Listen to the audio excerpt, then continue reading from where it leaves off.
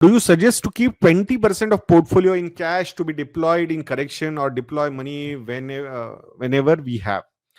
Yes. So I think if you are following a financial plan, तो उस case में timing the market should always be avoided.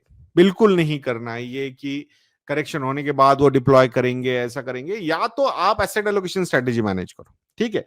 You decide कि certain percentages to different asset classes and then उसका rebalancing करना है. तो automatically आपको जो डिप्लॉय करना है करेक्शन के बाद, तो एसेट एलोकेशन रीबैलेंसिंग, एक constant weight asset allocation rebalancing strategy अगर आप फॉलो करोगे, then that is possible.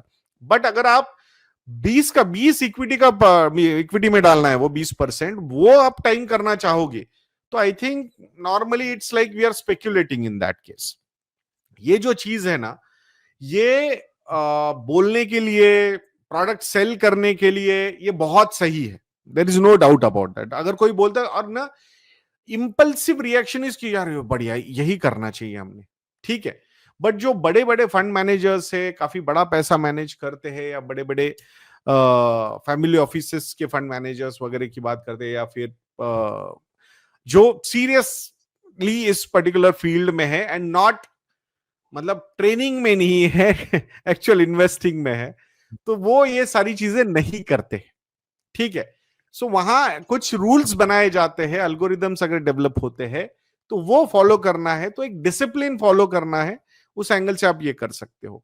But मतलब opportunity fund, this fund, that fund, ये नई नई यूट्यूब की व्याख्याएं है, ये कहीं नहीं है किसी इन्वेस्टमेंट बुक में.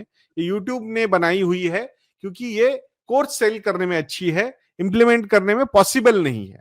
सो that's why it's better not to do that. So it's better to deploy everything जो आपका गोल के पॉइंट ऑफ व्यू से आपने रखा है, होराइजन के हिसाब से, रिस्क प्रोफाइल के हिसाब से, या फिर अगर पैसा इतना ज्यादा है कि भाई कोई गोल की चिंता नहीं है, then follow asset allocation strategies. I think that will work really well. So उस एंगल से आपने ये फॉलो करना चाहिए सौरभ जी.